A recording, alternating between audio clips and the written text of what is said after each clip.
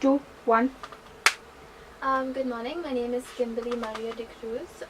My candidate number is 0013 and my center number is IN518 and I belong to RIMS International School and Junior College. My main topic for today will be ethics and economics of food under the subtopic food, the problem of plenty, and themes environment, economics and ethics.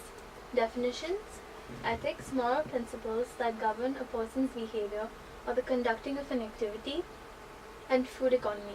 The global food economy examines the human and ecological cost of what we eat.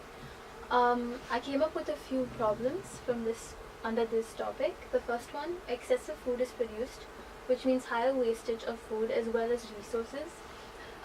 Companies produce excess food not only to meet demand but to surpass that amount, because in case there is a sudden spot in demand, they always want to be able to provide so that their profit doesn't get affected.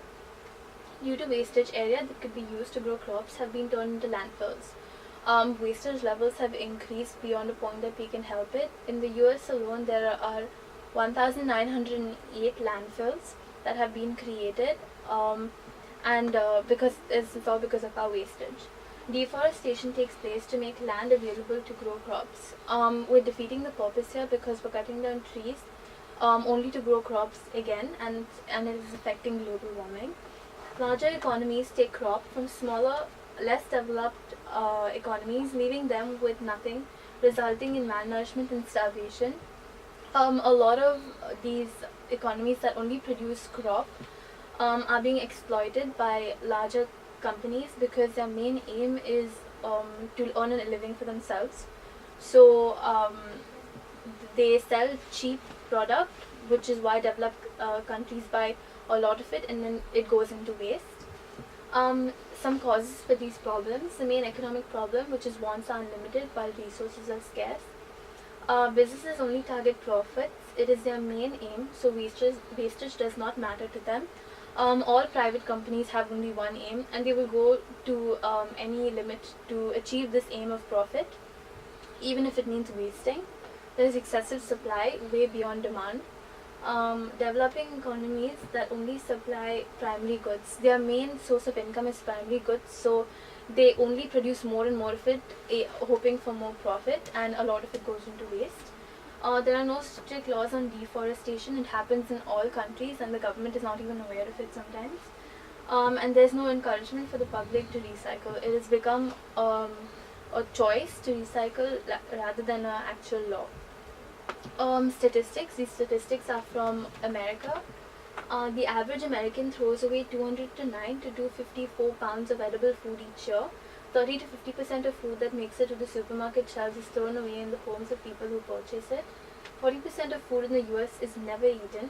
If the US wasted just 5% less food, it would be enough to feed 4 million Americans. 15% less waste could feed 25 million Americans annually. This is statistics from a developed country that is able to buy so much of food, so they tend to waste more.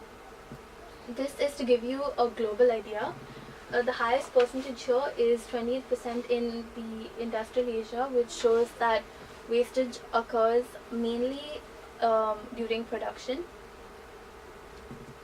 Implications internationally. Around the world, the habit of food wastage remains the same regardless of background. One does not seem to understand the depth of the problem.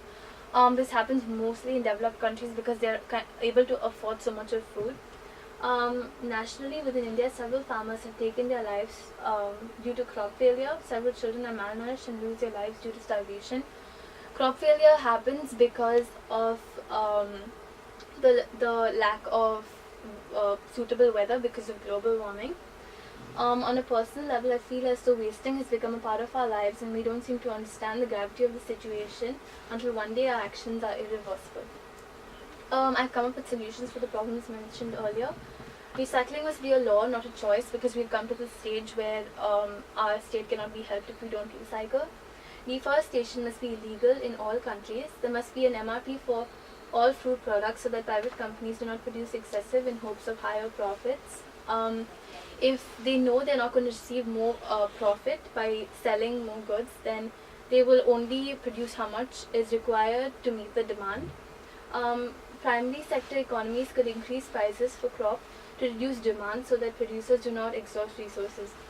If crop is cheap, they are more likely to buy more and more, regardless of how much demand is, because of buying in bulk. So if there was a higher price, they would only buy enough to meet the demand. Fines and taxes should be introduced on wastage done by businesses. This is my bibliography. Thank you.